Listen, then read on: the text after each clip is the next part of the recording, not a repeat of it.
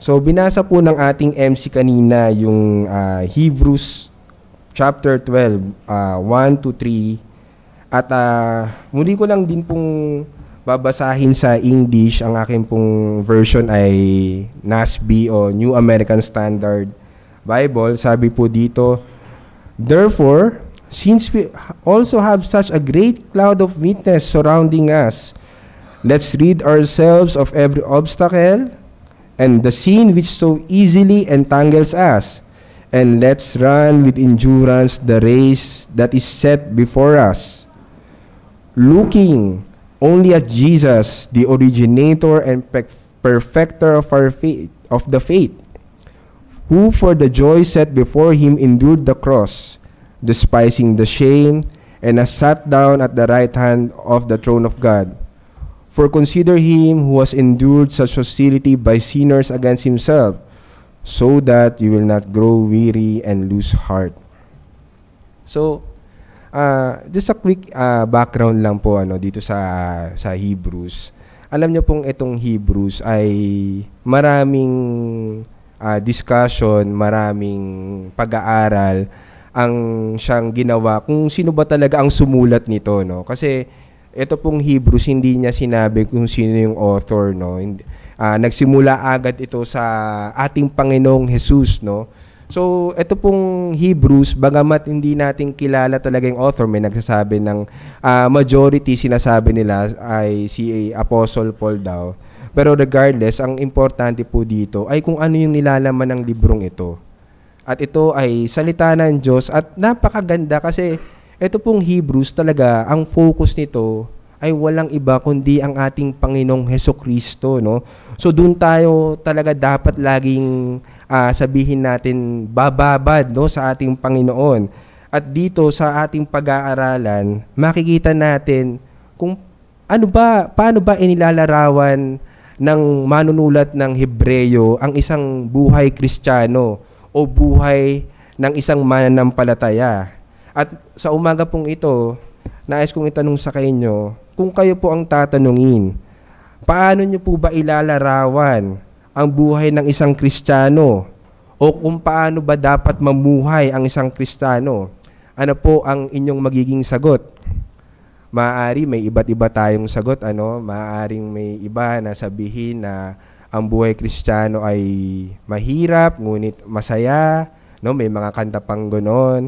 Pero ang Biblia po, no, marami siyang example na sinabi, marami siyang sinatawag na metaphor, no, o mga example kung paano ba ang isang buhay Kristiyano, saan ito inahilintulad. Actually, doon po sa 2 Timothy, makikita natin na yung isang Kristiyano, inahintulad siya sa isang sundalo na kailangan ang isang sundalo ay danasin niya yung paghihirap ng training, ng discipline, at siya ay mag-obey at mag-submit kay Hesukristo bilang our commander-in-chief, no? Ano pa po? Sinabi din doon na ang isang Kristiyano ay nahintulad sa isang magsasaka, no?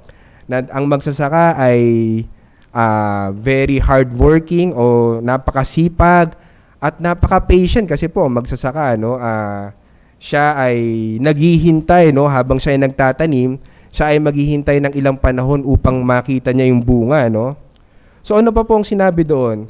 Ang isang Kristiyano daw ay isang atleta rin, no? Sinabi doon isang boksingero, isang mananakbo, no? Na siya ay nakikipagkompetensya para sa reward, no? Na walang iba kundi ang ating Panginoong Hesukristo, no? At marami pa pong iba sa ibang libro pa sinabi na ang isang Kristiyano ay alipin ng Panginoon, ang isang Kristiyano ay anak ng Panginoon, at sabi po sa Ephesians, tayo po ay bride, no? Yung church, no? Ang relationship natin sa Diyos ay sa Panginoong Jesus ay bride, no?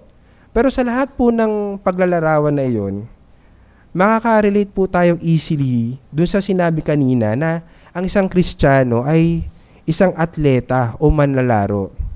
Tingin ko po, no, at one point, no, sa ating buhay, tayo ay kompetensya, meaning nakipaglaro tayo, takbuhan, o kung anumang sports, basketball, no? So, naglalaro tayo noon, hindi lamang para sabihin natin for the sake na makapaglaro tayo, pero naglalaro tayo para manalo. Kasi otherwise, hindi naman tayo sasali sa competition kung alam naman natin na ayaw nating manalo. So, dapat ganun yung attitude natin. Kailangan tiisin natin yung hirap, yung disiplina na kung paano ang isang manlalaro, yung training nun. So, kailangan tiisin natin lahat yon. At yun, totoo din po yun, no, sa buhay Kristiyano. Kaya sa umagang ito, tingnan natin sa napakagandang babasahin natin ngayon na makita natin ang isang Kristiyano ay inilarawan bilang isang mananakbo na kung saan merong stadium, no, may Colosseum, at yung karera o yung takbuhan ay yun yung ating Christian life, yun yung ating sanctification, no? Na ang Diyos ang naglagay mismo sa harapan natin. Na tayo ay dapat tumakbo na merong endurance o merong pagsisikap upang matapos at manalo tayo sa takbuhin ito. At yun lang, at hindi natin magagawa iyon kung hindi natin ilalagay o ibibigay yung ating buong buhay, atensyon at focus sa ating Panginoong Jesucristo.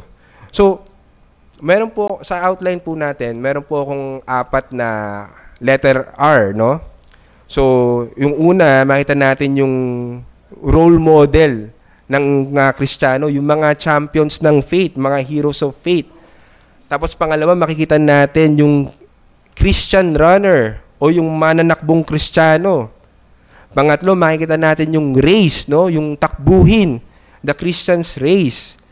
At panghuli, makikita natin yung Christian's reward, which is none other than Jesus Christ. So, samahan po niyo ako, no, sa unang puntuhin natin, no? Basahin natin ulit ng verse 1, no?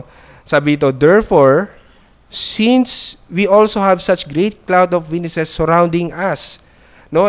So dito, makita natin yung role model ng mga Kristiyano. So para mas maintindihan natin, imagine po natin, yung tagpo dito, sila ay nasa Colosseum. Sila ay nasa, sabihin natin, ano bang pinakamalaking Colosseum dito? Mall of Asia, no? MOA, no? Sila ay nandun yung mga contestant, kasama na yung mismong author, no? Kasi sabi ito, let us, no? Therefore, since we also have great cloud of witnesses surrounding us, so kasama siya, yung mga contestant nandoon. At sabi dito, meron daw great cloud of witnesses, meaning merong mga tao na napakarami, no? So, hindi nangangahulugan po na yung mga tao, yung great cloud of witnesses na yon ay nandoon sa stadium. Pero ang sinasabi noon, etong mga tao na to, yung great cloud of witnesses, ito yung mga nanalo na. Ito yung mga gold medalist na, yung mga nagtagumpay na. No? Ito yung mga example na mga nagtagumpay sa pananampalataya. At sabi dito, therefore, ibig sabihin, meron daw tayong maraming witness na ganoon. No? So, hindi ibig sabihin, pinapanood nila tayo habang tayo tumatakbo. Pero ang ibig sabihin nun, yung kanilang mga pangalan ay naroroon, no? So, kung familiar po kayo sa basketball, no? Hindi ko po alam kung napansin ninyo, pero pag pumapasok po kayo ng basketball court o kaya nanonood kayo ng, kunwari, PBA o NBA, makikita nyo, may mga ilang jersey, no? Yung uniform na nakataas, nandun kung sino yung mga Hall of Famer. Kunwari, sa Lakers, si Kobe Bryant, no? Nandun yung jersey niya, nandun yung pangalan niya. So, every time na naglalaro sila, nakikita nila yon, no? Yung, kung sino yung mga Hall of Famer ng team na yon. And ganito rin yung sinasabi dito, na tayo, habang tayo tumatakbo, napapalibutan tayo, merong mga nag-encourage sa atin, at yun ay walang iba, kundi yung mga nagtagumpay na. So kung babalikan po ninyo, atras po kayo bago mag-chapter 12, yung chapter 11, nandun yung Hall of Famers ng mga mananampalataya. Binanggit doon si si Enoch, binanggit doon si Abel, si Noah, si Abraham, si Jacob, si Isaac, nandun sila lahat, no? So, hindi nila tayo pinapanood, pero yung buhay nila nagsisilbing witness sa atin. Kaya sinabi dito yung witness. At actually, yung salita pong witness, yun po ay galing sa Gregong salita na martus. Familiar po ba sa inyo yung tunog, martus?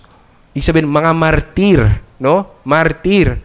So, itong mga martir, ito yung mga nahirapan, pinatay, pinersecute, pero sila ay nagpatuloy na tumakbo sa pananampalataya. So ano pong ang gustong sabihin sa atin nito, no?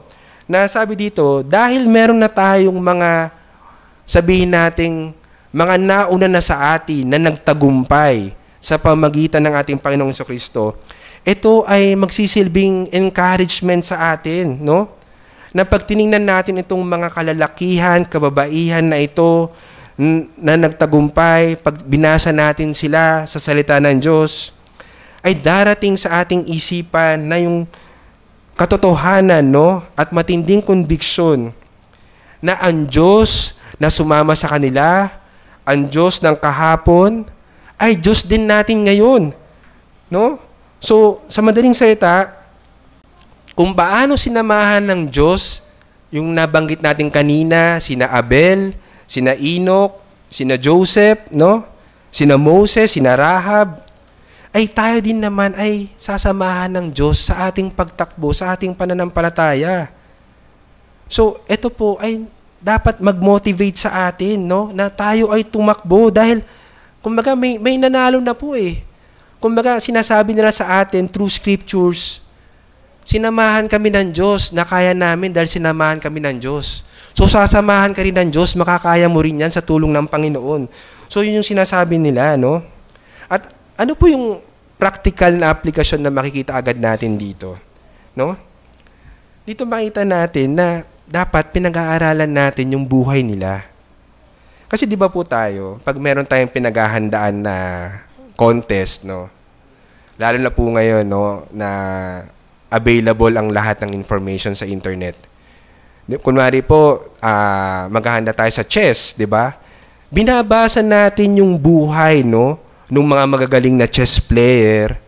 Tinitingnan natin ano ba yung diskarte nila, ano yung naging training nila, paano ba nila ginawa itong bagay na ito para sila ay nanalo, no? Ano yung technique nila, no? Ano yung naging susi nila sa tagumpay.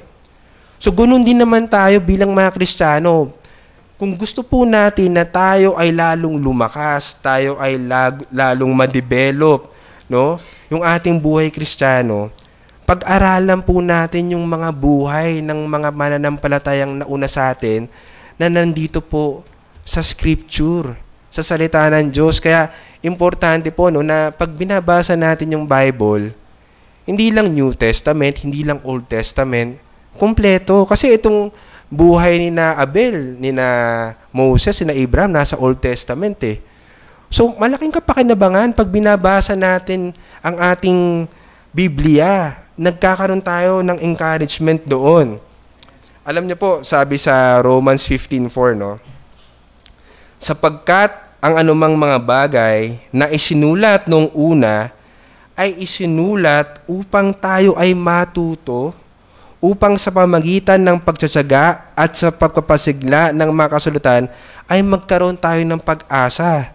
So yung buhay nila, kaya yun isinulat, kaya yun na-record sa scripture, upang tayo ay una matuto at magresulta sa atin ng pagtsatsaga at tayo ay sumigla at magkaroon tayo ng pag-asa.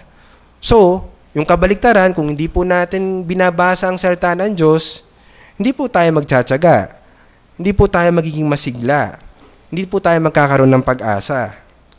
Kaya, yun po yung hamon, no, sa unang puntuhin natin na basahin po natin yung ating Biblia.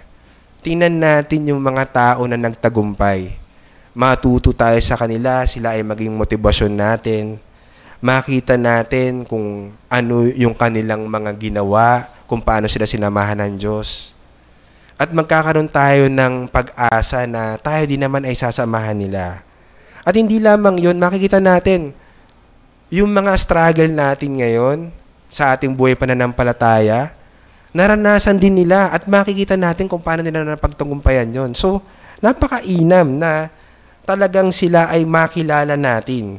Kaya yun po, nawa ay mahamon tayo na lalo pa nating basahin ang salita ng Diyos at basahin natin itong mga godly men and women na ito sa history ng ating Biblia. So, pangalawa po, makikita natin, no? Nakita natin una yung mga role model ng faith, mga champions, mga nauna na, mga gold medalists. Pangalawa naman, makikita natin yung mananakbong Kristiyano. Ano ba yung katangian niya? Paano ba siya nag-prepare, no, sa takbuhin na ito? Kasi po ang buhay, again, ang buhay Kristiyano ay inilarawan bilang pagtakbo o isang mananakbo, no? Sabi dito, itabi natin ang bawat pabigat at ang pagkakasalang madaling bumibitag sa atin at tumakbo tayong may pagtitiis sa takbong inilagay sa harapan natin. No? So let's rid ourselves of every obstacle o sa ibang salin, hindrance or encumbrance and the sin which so easily entangles us. So dito makita natin yung preparation nung mananakbo o nung runner. Paano ba siya naghahanda? Dito, yung manunulat ng Hebreyo, inuutusan niya yung mananakbong Kristiyano na dapat maghanda siya sa pagtakbo. Pero bago siya maghanda, dapat tama yung pag-iisip niya, yung mindset niya. Kasi ang mindset po ng isang Kristiyano sa kanyang pagtakbo sa pananampalataya, hindi lamang matapos yung takbuhin, no? Pero dapat siya ay manalo, no? Sabi po sa 1 Corinthians 9:24, sabi dito, babasahin ko po sa English, run in such a way that you may win, no? So yun po, no, yung buhay Kristiyano natin, kailangan pag tumakbo tayo, kailangan, nandun yung mindset natin na kailangan manalo tayo, no? Tumakbo kayo sa gayong paraan upang iyon ay inyong mapagwagian. Ano pa po sabi sa verse 26? Therefore, I run in such a way as not to run aimlessly. I box in such a way that I avoid hitting air. So yung pagtakbo niya, mayroon siyang goal. Hindi lamang matapos niya, ang goal niya, manalo. Ang goal niya, makuha niya yung reward. Yun yung correct attitude, no, ng isang mananakbo. At para magawa niya yun, kailangan niya mag-prepare. Kailangan niya magdisiplinahin yung sarili niya. At yung sinabi dito, itabi natin yung bawat pabigat. So ito po, very obvious, no, na lahat naman po tayo siguro nung bata tayo, no, nakikipagtakbuhan tayo, no, ang daming laro ng takbuhan dati.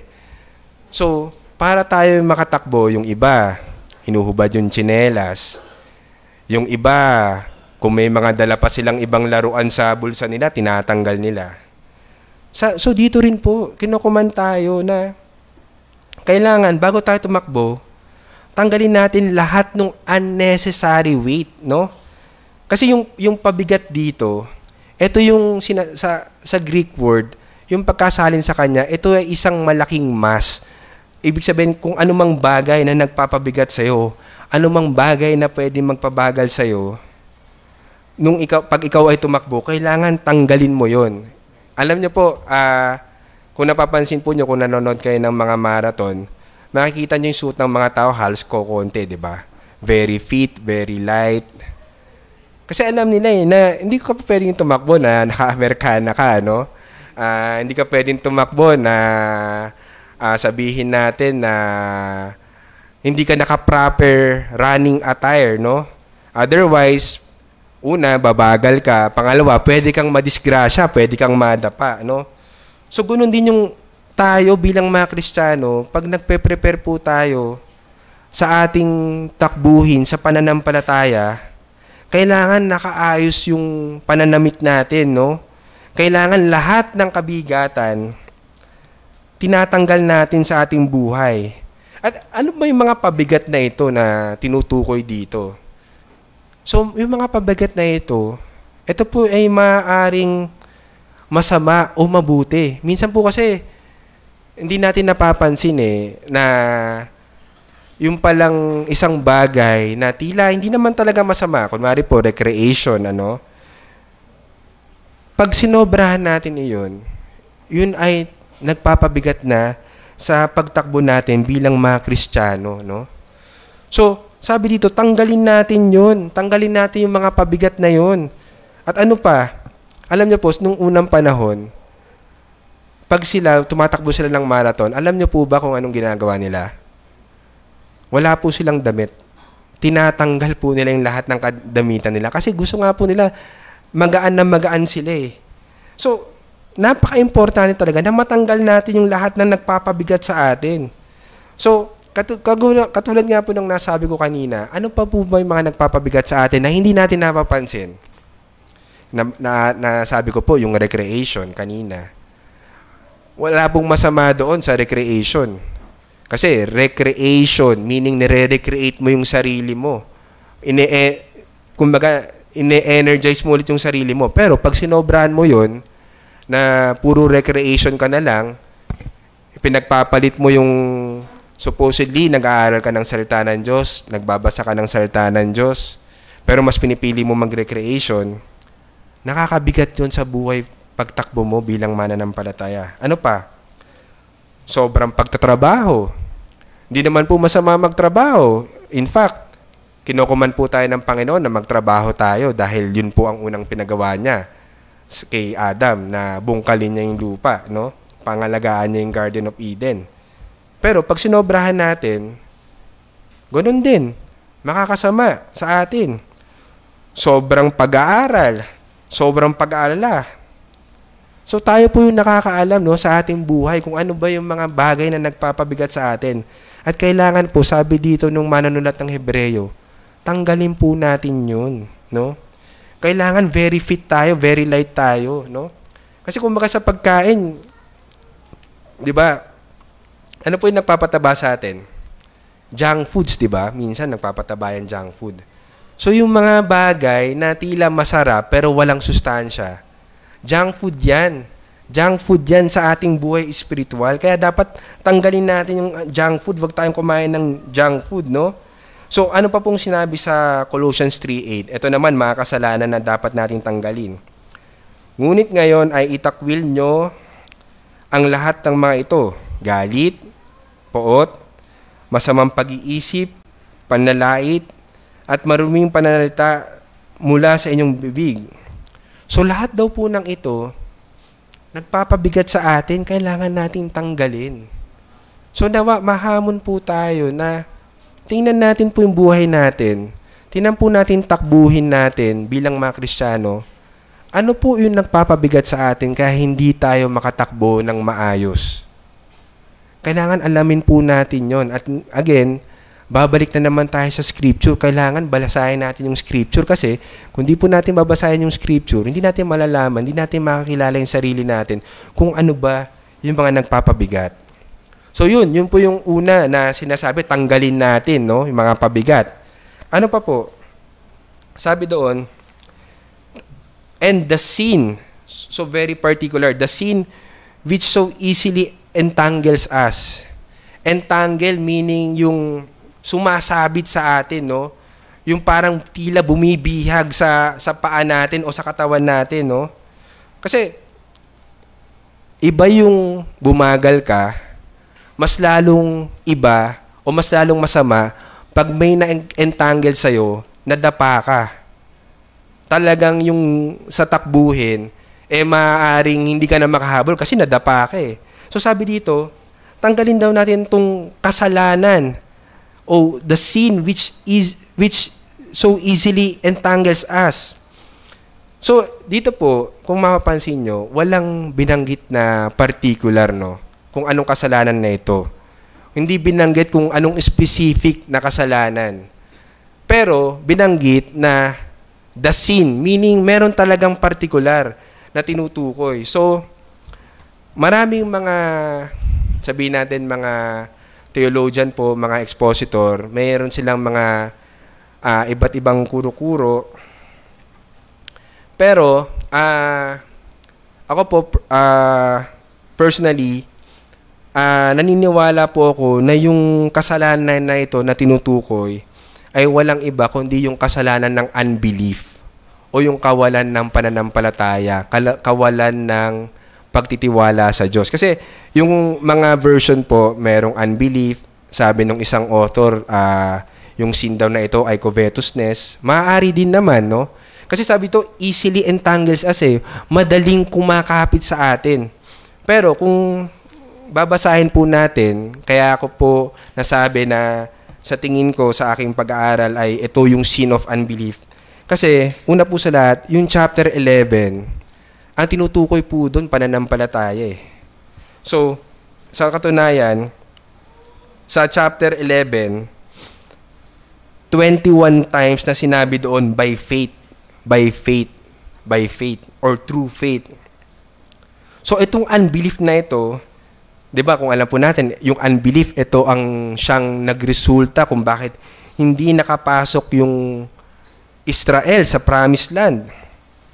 Ito rin namang unbelief ang siyang pipigil o hahadlang sa atin upang tayo ay makapasok sa karera kay Jesucristo. So, ang sabi po dito, yung unbelief, dapat itanggalin natin ito. So, hindi po ibig sabihin na unbelief meaning unbeliever ka.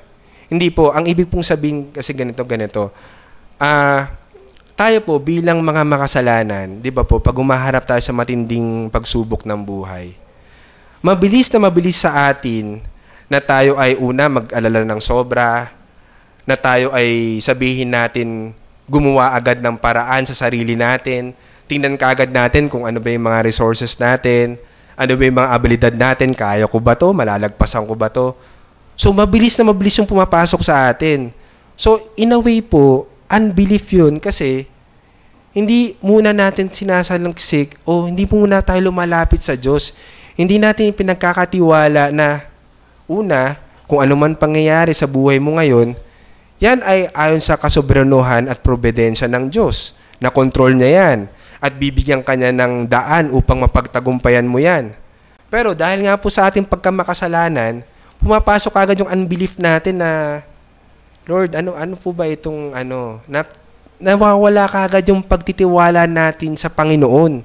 So yung sinasabi dito ng author na huwag tayong kaagad, kumbaga iwaksin natin agad itong unbelief na ito.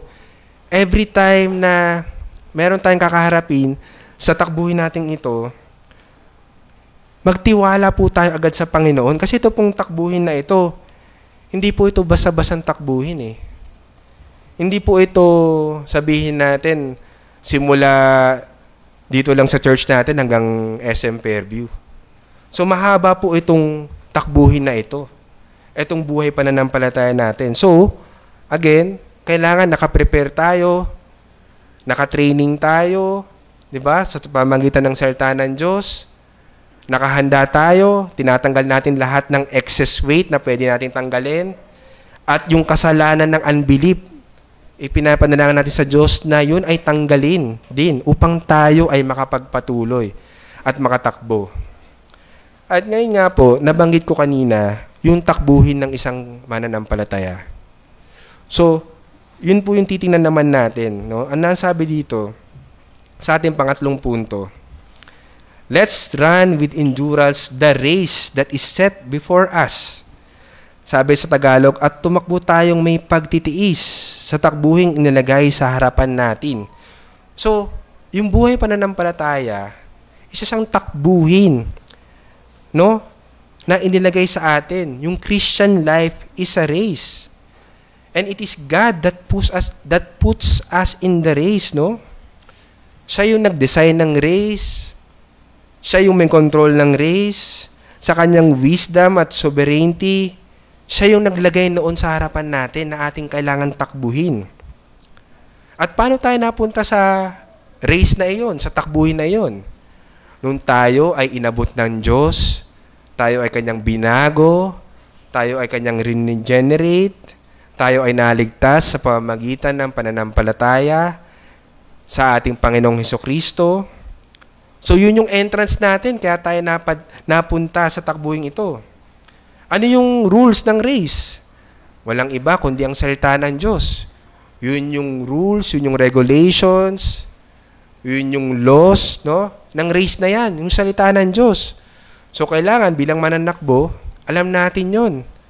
Hindi tayo pwedeng mandaya sa mga batas o sa mga rules, no?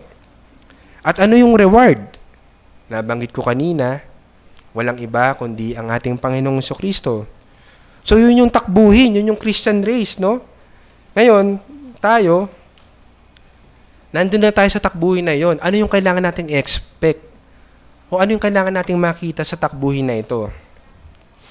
Alam nyo po, yung Greek word na ginamit sa salitang race ay agon. Agon. Alam nyo po, ano pong English word ang sumasagi sa inyo dun sa agon na word? Agony. Agony. Yun po yung word na race dito, agony. May paghihirap, no? So again, yung sinabi ko po kanina, itong takbuhin na ito, hindi ito saglit lang, hindi ito 100-meter dash, 200-meter dash. Hindi ito 1 kilometer, 6 kilometers. Marathon po ito. Marathon. Pangmatagalan po itong takbuhin na ito. At hindi lamang po ito basta siguro marathon eh. Kung may mga athlete po dito, baka kung triathlon, mas higit pa sa triathlon, no? Yung triathlon po kasi 3 sports, no? Swimming, running, biking. Pero ito pong takbuhin natin, hindi lamang maiiyan tulad dun yung sa hirap. So, pag pinag-uusapan po natin itong takbuhin na ito, ang laging iniisip natin, yung mananakbo, gagawin niya lahat ng kailangan niyang gawin. Para siya ay makapag-training, para siya ay fit, no, healthy, upang siya ay makapag-endure, no? Yun po yung keyword natin, yung endurance, no? Para siya ay makapagtagal hanggang sa huli ng karerang ito. So itong takbuhin na to, ire-require niya lahat ng lakas na meron ka. Lahat ng disiplina, ng lahat ng training na meron ka, kailangan mong gamitin. So, yun po ang buhay Kristiyano. Hindi po siya pa-easy-easy. Hindi po siya kumbaga tatamad-tamad. Hindi po siya yung sinasabi nila, di ba? Hindi po siya takbong chubby. Alam niyo po yung takbong chubby kasi dahil hindi ko naman po inaano yung chubby, ano? Pero yung, di ba po yung mga chubby, di ba? Siyempre dahil sila ay mabigat, hindi sila makakatakbo ng mabilis. Kaya sinabi takbong chubby, pero hindi po ganoon ang buhay Kristiyano. Dapat tumatakbo ka na lahat ng enerhiya na meron ka, lahat ng lakas na meron ka, ginagamit mo. In fact, alam niyo po doon sa Philippians 3:14, babasahin ko po, sabi doon,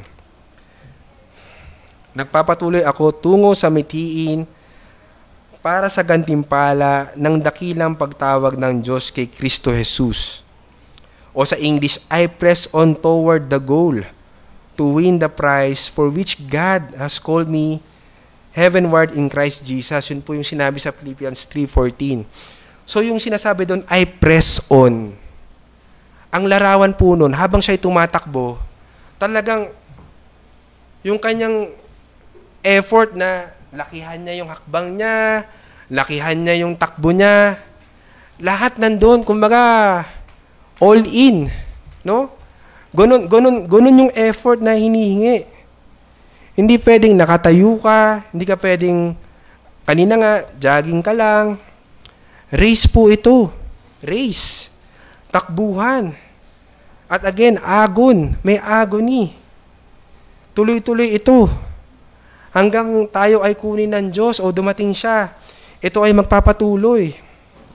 Kaya nga po, sinabi doon na we need to run with endurance. No? May endurance ka dapat dito kasi mahaba po ito eh. Kailangan niya po ng endurance. At yung endurance po, ang ibig sabihin nun ay to remain sa race, no? So, yung endurance, sabi po, hupomone, meaning under and remain there. So, di po ito makita natin may mga obstacles, may mga problema, tayo po ay mapapagod, tayo po ay madidistract, but we need to remain under challenge. We take it as God gives to us and stay in the place where He put us, enduring whatever might come our way. So, ang malaking tanong po, paano po tayo mag-endure? Paano po tayo mananatili sa karera?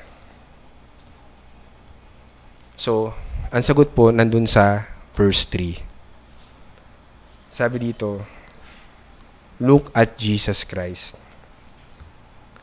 Pagmasdan natin si Jesus na siyang nagtatag at nagpasakdal ng ating pananampalataya. So, wala pong iba na sagot. Wala pong ibang solusyon. Wala pong ibang paraan na magtagumpay dito, kundi tingnan natin ang ating Panginoong Hesukristo. Kasi siya po yung author ng ating pananampalataya. Siya po yung finisher ng faith natin, di ba po? Kung meron mang nakakaalam ng pananampalataya natin kung paano ito magtatagumpay, walang iba kundi yung author. Sabi dito, it was in looking to Him that we are saved. So yung looking dito, sabihin pagmasdan natin siya, pagtiwalaan po natin siya. Na kaya niya tayong itawid, no? Kaya niya tayong suplayan, no? Sa ating pananampalataya. Siya po yung perfect example ng ating pananampalataya. Siya po yung perfect example ng athlete na tinutukoy natin dito. So, yung binanggit natin kanina na Hebrews 11, mga mananampalataya doon, marami po doon nagtagumpay. Pero, yung kanilang dinanas, wala pa yun sa kalingkingan na dinanas ng ating Panginoong Hesukristo. So, tingnan po natin ang ating Panginoon. On the cross, He suffered for all the sins of those that will come to Him. Nag-endure po siya hanggang sa huli. So, kailangan po, tingnan natin, paano nangyari ito, no? So, though the readers of Hebrews had suffered persecution, they had not yet resisted unto blood. So, may persecution, pero hindi pa nga po sila pinatay Pero ang ating Panginoong Hesukristo, lahat ng persecution, lahat ng pagsubok, lahat ng temptation, naranasan niya pero napagtagumpayan niya. So kung napagtagumpayan po niya, ang sinasabi doon, tingnan natin siya. Pagtiwalaan natin siya. Dahil siya po ang siyang tutulong sa atin. Siya po ang tanging, sabihin nating susi, upang tayo ay makapag-endure sa takbuhin na ito. No? Siya yung, sinabi ko po kanina, siya yung perfect example ng faith. Na yung faith niya, bagamat siya ininsulto, sabi dito, siya ay nilapastangan, siya ay kinrucify. No? Pero hindi po naging alintana sa kanya yon. Dahil namuhay siya sa pananampalataya sa Diyos. Ipanagkatiwala niya lahat sa Diyos. So yun po yung hamon sa atin. Na ipagkatiwala po natin lahat sa Diyos. Na tayo po bilang mananampalataya, tumakbo po tayo na may pagtitiwala sa Diyos. At nawa, marinig natin na sa huli, well done, good and faithful servant. So, sa pagtatapos po, Nasaan takbuhin ka ngayon? Yun ang tanong po. Kasi lahat naman po tayo nasa takbuhin eh. Pero nasa tamang takbuhin ka ba? Are you in the right race? Nasa takbuhin ka ba ng pananampalataya? Kabilang ka ba doon? O nasa takbuhin ka patungo sa eternal destruction, sa kapahamakan? Nasaan po kayong takbuhin ngayon sa buhay nyo? Nawa, yung pong takbuhin na ginagawa nyo ngayon sa inyong buhay, nawa ito po ay patungo sa ating Panginoong Hesukristo. Nawa ito po ay patungo sa kanyang kaluwalhatian. At nawa tayo po bilang mananampalataya, nandun yung ating pagsisikap, nandun yung ating pagdidisiplina sa ating sarili, at higit sa lahat, nandoon yung buong pagtitiwala natin sa ating Diyos, sa ating Panginoong Hesukristo, na tayo ay nakatingin lamang sa Kanya. Kasi di ba po, pag tayo ay tumatakbo, napansin niyo po, kahit sa jogging lang, kung nakatingin po tayo kung saan-saan, maaaring mabangga natin yung kasama natin, maaaring bumagal tayo. Pero kung diretso po ang tingin natin, nakatingin po tayo sa finish line, makakarating po tayo doon sa biyaya at habag ng Panginoon. Kaya po sa umagang ito, yung hamon, tumakbo po tayo ng may pananampalataya sa ating Panginoon. Tumingin po tayo sa Kanya. Look unto Him, sabi ito, look at Jesus. Lahat ng preparation natin, lahat ng training natin, lahat ng abilidad natin, wala yan kung di tayo sasama ng ating Panginoon. Dahil again, siya ang author and perfecter of our faith, no? Napagdaanan niya na yan. Lahat ng kinakarap natin ngayon, napagdaanan niya na yan. So, tumingin tayo sa Kanya. Tingnan natin yung buhay niya. Lalo pa natin siyang kilalanin. At nawa, kung tayo po ay wala pa sa takbuhin ng pananampalataya, eto na po, sinasabi, kung paano po tayo mapupunta doon, only by grace, through faith in Christ. So nawahingin po natin yung biyaya na yun sa Diyos, na bigyan niya tayo ng pananampalataya, at pag binigyan niya tayo ng pananampalataya, bigyan niya tayo ng kalakasan na mapagpatuloy yung pananampalataya na yun hanggang sa huli. At sa mga mananampalataya na, nawa magsilbi po itong challenge, magsilbi po itong encouragement sa ating lahat na nandyan po ang ating Panginoong Hesukristo. Nandyan po ang yung mga nauna ng banal na nanalo na sa takbuhing ito. So magpatuloy po tayo. Maghanda po tayo. Mag-press on po tayo, magpursige po tayo. Dahil alam po natin, sa Panginoon, meron tayong tagumpay. Magtatagumpay po tayo sa takbuhin ng pananampalataya. Yun lamang po, tayo po ay manalangin. Aming Amang nasa langit, Ama, salamat po sa kabutihan ninyo, sa mga salita na naaming narinig. Tunay nga po na kayo ang siyang author and perfecter and finisher of our faith. Sa inyo po nagmula ang aming pananampalataya. Wala po kaming may pagmamalaki. At kayo rin po ang tatapos nito. Ngunit sa aming pong buhay sa mundong ito, may inilagay po kayong takbuhin na aming kailangan gawin. Nawa, tulungan niyo po kami na disiplinahin ang aming mga sarili, na paghandaan ang takbuhin na ito, gawin ang takbuhin na ito ng may pagtingin sa inyo, na may pananampalataya sa inyo at pagtitiwala sa inyo. Alam po namin na hindi kami magtatagumpay kung wala kayo, Panginoon. Nawa sa umagang ito ay katagpuin po kami at maging kagamit-gamit at realidad sa aming buhay ang aming mga napag-aralan. Purihin po kayo, Ama, at sambahin. Ito po ang panalangin sa pangalan ni Jesus. Amen.